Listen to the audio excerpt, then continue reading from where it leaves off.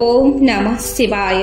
घरे घरे निष्ठार सह पवित्र बड़ ओषार व्रत रखा जाउथिबा समस्त श्रद्धालु भक्त मानंकु मोर कोटि प्रणाम। सबु ओषा मध्यरे सार बा श्रेष्ठ हेउछि बड़ ओषा।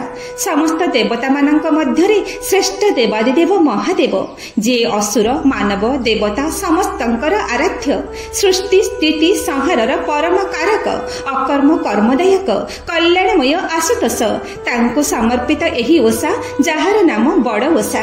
बड़ ओषा आमे प्रति वर्ष रखुचे आउ ए वर्ष मध्य रखिबा, किंतु शास्त्र कहंती कोनोसी व्रत रखिबा पूर्वरु तार महिमा आउ तात्पर्य जदि आमे जानी व्रत रखिबा तेबे आम भक्ति आउ विश्वास आहुरी दृढ़ हेबो। आउ दृढ़ चित्तरे जे व्रत रखा जाए ताहा निश्चिंत भावरे कल्याणकर आउ प्रत्यक्ष शुभफल आनी देइथाए। मनर सब मानसिक निश्चय पूरण होइथाए। कार्तिक मास शुक्ल पक्ष चतुर्दशी तिथि जो माने ए ओषा पालन करती भाग्यवान होती, अपुत्रिक पुत्र लाभ करती, निर्धन समस्त ऐश्वर्य प्राप्त होती, जगतर कल्याण हुए, मंगल हुए। ए कथा एमिति सेमिति केही कहि नाहंती। स्वयं देवदेव महादेव श्री श्री देवर्षि नारदंको कहिछंती।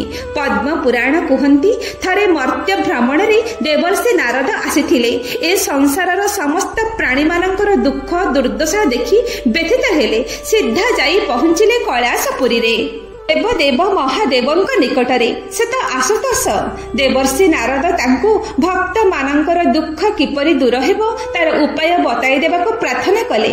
महादेव नारदंक प्रार्थना रे संतुष्ट होई उपाय बताई कहिथिले, जेउ भक्त एही कार्तिक शुक्ल पक्ष चतुर्दशी तिथि रे शिव दर्शन करी निष्ठार सह व्रत धारण करिवे तांकर समस्त दुख दुर्दशा चालीसिबो।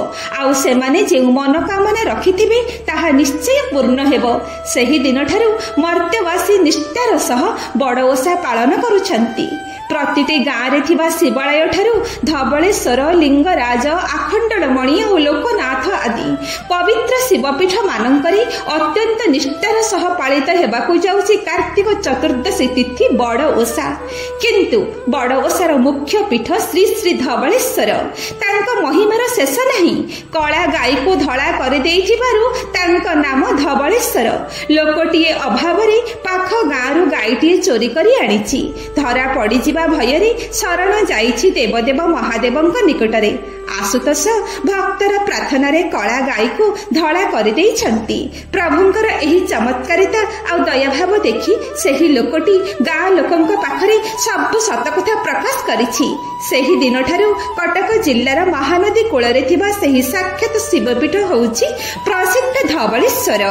पद्म पुराण सेही धवळेश्वरंकर महिमा वर्णना करी कहिछंती, थरे इंद्र ब्रह्मांक अभिशापरु मुक्त हेबा पई एही धवळेश्वरंकर निकटरी बड़ ओषा व्रत रखिथिले। आउ कार्तिक पूर्णिमा रे बुड़ पकई साप मुक्त होइथिले।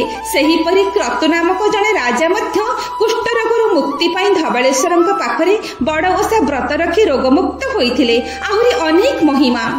तेणु तांको कृपा लाभ करबाकू घरे घरे करुछंती श्रद्धालु माने अति श्रद्धा भक्ति आउ निष्ठारे बड़ ओषा। आउ जानंती कार्तिक मास शुक्ल पक्ष एही चतुर्दशी रे आमे जे केवल देवदेव महादेवं को संतुष्ट करबा पई व्रत रखुचे, तांको पूजा करूचे ताहा नहीं। स्वयं श्रीहरि संसारर मंगल पई एही कार्तिक मास शुक्ल पक्ष चतुर्दशी तिथि रे व्रत रखी तांको 108 पद्म फूल अर्पण करथिले। श्री शिव माया रे गोटिए पद्म फूल लुचई देले। पूजारे विघ्न न आसु सेथि पई श्रीहरि भाबिले मोते तो समस्ते कमल लोचन बोली कहंती। एहा भाबी निजर गोटिए आखि को ताड़ी श्री शिवं को अर्पण करबाकू जानती देवदेव महादेव प्रकट होई गले। आ संसारर मंगल आसुरिक शक्तिर विनाश पाई तांको सुदर्शन चक्र प्रदान करथिले। जे सुदर्शन चक्र श्री विष्णुଙ୍କ आयुध। तेणु एही कार्तिक शुक्ल पक्ष चतुर्दशी तिथि रे एही तिथिर आउ एक नाम हेउछि वैकुंठ चतुर्दशी। तेणु आपण जदि पारंती 108 नहेले नाही गोटिए भी पद्म फूल अर्पण कले निश्चिंत भावरे मंगल हेबो। କିଛି ନଥିଲେ ବି ମାତ୍ର 5ଟି ବେଲପତ୍ର, ଅରଖ ଫୁଲ, ଦୁଦୁରା ଫୁଲ, ଗୟସ ଆଦି ଯାହା ସୁବିଧାରେ ମିଳିବ ତାହାକୁ ଭକ୍ତିର ସହ ମହାପ୍ରଭୁ ଶ୍ରୀ ଶିବଙ୍କୁ ଅର୍ପଣ କଲେ ଏବଂ ତାଙ୍କ ପାଖରେ ନିଜର ମନୋକାମନା ପ୍ରକାଶ କଲେ। ଆମର ଆଉ ଆମ ପରିବାରର କେତେ ଯେ ମଙ୍ଗଳ ହେବ ତାହା ନିଜେ ଅନୁଭବ କରି। କିନ୍ତୁ ଜାଣନ୍ତି ଶ୍ରୀ ଶିବଶଙ୍କର ମନ୍ତ୍ର ପ୍ରିୟ। ଯେପରି 5ଟି ବେଲପତ୍ରରେ ସେ ସନ୍ତୁଷ୍ଟ, 5ଟି ଅକ୍ଷର ଓମ୍ ନମଃ ଶିବାୟ ଏହି ପଞ୍ଚାକ୍ଷରୀ ମହାମନ୍ତ୍ରରେ ମଧ୍ୟ ସନ୍ତୁଷ୍ଟ। ସେହିପରି ତାଙ୍କର ସବୁଠାରୁ ପ୍ରିୟ ମନ୍ତ୍ର ହେଉଛି ଶ୍ରୀ ଶିବ ପଞ୍ଚରତ୍ନ ସ୍ତୋତ୍ରମ୍। ଯଦି ଶ୍ରଦ୍ଧାଳୁ ଭକ୍ତଟି ବ୍ରତ ରଖିବା ସମୟରେ ଏହି ମନ୍ତ୍ରକୁ 108 ଥର କିମ୍ବା 108 ଥର ନହେଲେ ନାହିଁ ମାତ୍ର 5 ଥର ବି ଭକ୍ତି ଚିତ୍ତରେ ଶୁଣିଥାଏ ବା ନିଜେ ପଢିଥାଏ, ତେବେ ସେହି ଶ୍ରଦ୍ଧାଳୁ ଭକ୍ତଟିର ଭକ୍ତି ବଳରେ ନିଜର, ତା ସନ୍ତାନର, ପରିବାରର ଆଉ ଜଗତର କଲ୍ୟାଣ ହୋଇଥାଏ।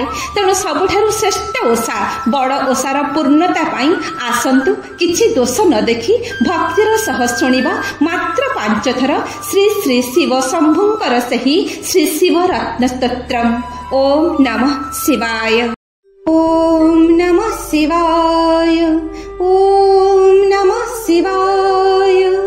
ଓମ୍ ନମଃ ଶିବାୟ।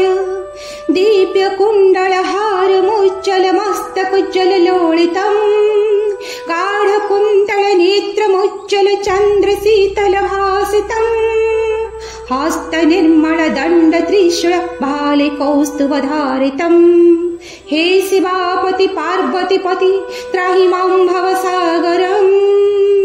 हे शिवापति पार्वती पति त्राहि मां भवसागरम्। ब्रह्मरूपिणि विष्णुमोहिनि सर्वक्षेत्राणि शोभितम् देहधारिणि विष्णुवासिनि रूपकामिनि सूचितम् देवकामिनि नागपद्मिनि सर्वसुरमुनि सेवितम्। हे शिवापति पार्वती पति त्राहि मां भवसागरम्। हे शिवापति पार्वती पति त्राहि मां भवसागरम्। वह्नि कर्पूर रूप भास्कर पादि नूपुर गर्जितम् चंद्र भास्कर कांति प्रभाकर कर्म किशोर सूचितम् भूत खेचर सिंह सदृढ प्रेत भूषण भूषितम्। हे शिवापति पार्वती पति त्राहि मां भवसागरम्। हे शिवापति पार्वती पति त्राहि मां भवसागरम्। मलोचन नंदी वाहन प्रेत भूषण भूषितम् भस्मलेपन चर्म धारण सृष्टि धारण प्रीतितम् पंच आनन काम मर्दन जुग साधन साधितम्। हे शिवापति पार्वती पति त्राहि मां भवसागरम्। हे शिवापति पार्वती पति त्राहि मां भवसागरम्। देव किन्नर वेद सागर भूधराधर भूषितम् आदि गोचर जानकीवर मंत्र साधन साधितम्। त्राहि मां शिव त्राहि मां शिव त्राहि मां हर भासितम्। हे शिवापति पार्वती पति त्राहि मां भवसागरम्। हे शिवापति पार्वती पति त्राहि मां भवसागरम्। ओम नमः शिवाय। ओम नमः शिवाय। ओम नमः शिवाय। ओम नमः शिवाय। ओम नमः शिवाय। ओम नमः शिवाय। दिव्य कुंडलहार मुज्जल मस्तकुज्जल लोलितम् गाढ़ कुंतल नेत्रमुज्जल चंद्र शीतल भासितम् हस्त निर्मल दंड त्रिशूल भाले कौस्तुभधारितम्। हे शिवापति पार्वती पति त्राहि मां भवसागरम्। हे शिवापति पार्वती पति त्राहि मां भवसागरम्। ब्रह्मरूपिणि विष्णुमोहिनि सर्वक्षेत्राणि शोभितम् देहधारिणि विष्णुवासिनि रूपकामिनि सूचितम् देवकामिनि नागपद्मिनि सर्वसुरमुनि सेवितम्। हे शिवापति पार्वतीपति त्राहि मां भवसागरम् हे शिवापति पार्वतीपति त्राहि मां भवसागरम् वह्नि कर्पूर रूप भास्कर पादि नूपुर गर्जितम् चन्द्र भास्कर कान्ति प्रभाकर कर्म किशोर सूचितम् भूत खेचर सिंह सदृढ प्रेत भूषण भूषितम् हे शिवापति पार्वतीपति त्राहि मां भवसागरम् हे शिवापति पार्वतीपति त्राहि मां भवसागरम् मलोचन नन्दी वाहन प्रेत भूषण भूषितम् भस्मलेपन चर्म धारण सृष्टि धारण प्रीतितम् पंच आनन काम मर्दन जुग साधन साधितम् हे शिवापति पार्वतीपति त्राहि मां भवसागरम् हे शिवापति पार्वतीपति त्राहि मां भवसागरम् देव किन्नर वेद सागर भूधराधर भूषितम् आदि गोचर जानकीवर मंत्र साधन साधितम् त्राहि मां शिव त्राहि मां शिव त्राहि मां हर भासितम् हे शिवापति पार्वतीपति त्राहि मां भवसागरम् हे शिवापति पार्वतीपति त्राहि मां भवसागरम् ॐ नमः शिवाय ॐ नमः शिवाय ॐ नमः शिवाय ॐ नमः शिवाय ॐ नमः शिवाय ॐ नमः शिवाय दिव्य कुण्डल हार मुज्जल मस्तक उज्ज्वल लोलितम् गाढ कुण्डल नेत्र मुज्जल चन्द्र शीतल भासितम् हस्त निर्मल दण्ड त्रिशूल भाले कौस्तुभ धारितम् हे शिवापति पार्वतीपति त्राहि मां भवसागरम् हे शिवापति पार्वतीपति त्राहि मां भवसागरम् ब्रह्मरूपिणि विष्णुमोहिनि सर्वक्षेत्राणि शोभितम् देहधारिणि विष्णुवासिनि रूपकामिनि सूचितम् देवकामिनि नागपत्मिनि सर्वसुरमुनि सेवितम् हे शिवापति पार्वतीपति त्राहि मां भवसागरम् हे शिवापति पार्वतीपति त्राहि मां भवसागरम् वह्नि कर्पूर रूप भास्कर पादि नूपुर गर्जितम् चन्द्र भास्कर कान्ति प्रभाकर कर्म किशोर सूचितम् भूत खेचर सिंह सदृढ प्रेत भूषण भूषितम् हे शिवापति पार्वतीपति त्राहि मां भवसागरम् हे शिवापति पार्वतीपति त्राहि मां भवसागरम् मलोचन नन्दी वाहन प्रेत भूषण भूषितम् भस्मलेपन चर्म धारण सृष्टि धारण प्रीतितम् पंच आनन काम मर्दन जुग साधन साधितम् हे शिवापति पार्वतीपति त्राहि मां भवसागरम् हे शिवापति पार्वतीपति त्राहि मां भवसागरम् देव किन्नर वेद सागर भूधराधर भूषितम् आदि गोचर जानकीवर मंत्र साधन साधितम् त्राहि मां शिव त्राहि मां शिव त्राहि मां हर भासितम् हे शिवापति पार्वतीपति त्राहि मां भवसागरम् हे शिवापति पार्वतीपति त्राहि मां भवसागरम् ॐ नमः शिवाय ॐ नमः शिवाय ॐ नमः शिवाय ॐ नमः शिवाय ॐ नमः शिवाय ॐ नमः शिवाय दिव्य कुण्डल हार मुज्जल मस्तक उज्ज्वल लोलितम् गाढ कुण्डल नेत्र मुज्जल चन्द्र शीतल भासितम् हस्त निर्मल दण्ड त्रिशूल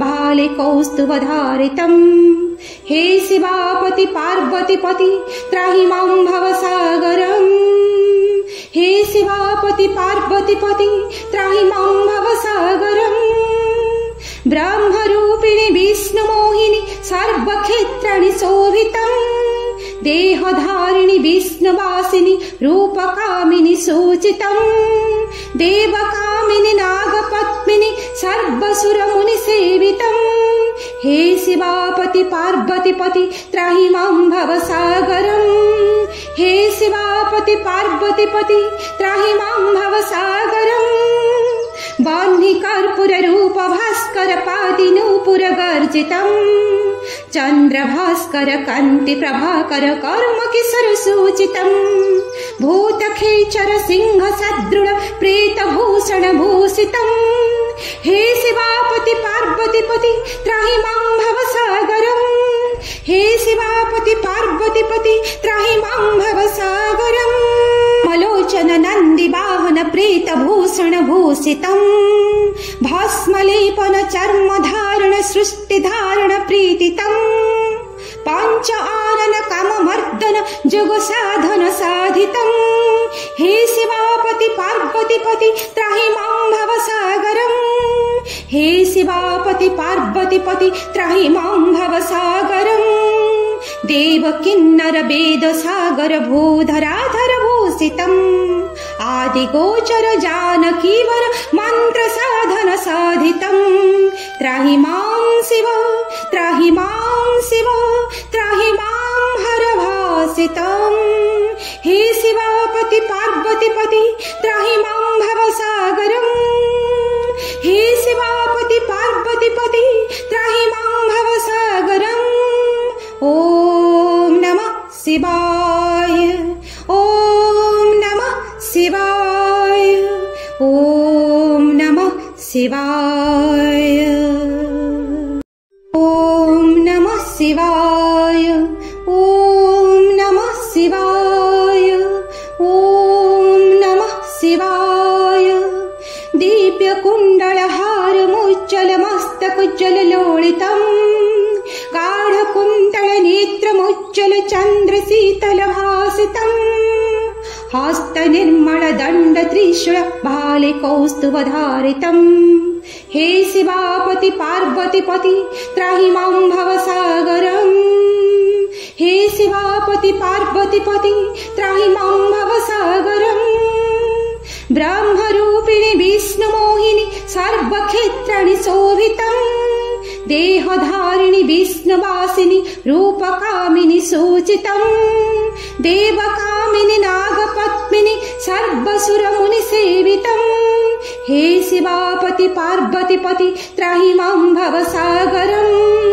हे शिवापति पार्वतीपति त्राहि मां भवसागरम् वह्नि कर्पूर रूप भास्कर पादि नूपुर गर्जितम् चंद्र भास्कर कांति प्रभाकर कर्म किशोर सूचितम् भूत खेचर सिंह सदृढ प्रेत भूषण भूषितम् हे शिवापति पार्वतीपति त्राहि मां भवसागरम् हे शिवापति पार्वतीपति त्राहि मां भवसागरम् मलोचन नंदी वाहन प्रेत भूषण भूषितम् भस्मलेपन चर्म धारण सृष्टि धारण प्रीतितम् पंच आनन काम मर्दन जोग साधन साधितम् हे शिवापति पार्वतीपति त्राहि मां भवसागरम् हे शिवापति पार्वतीपति त्राहि मां भवसागरम् देव किन्नर वेद सागर भूधराधर भूषितम्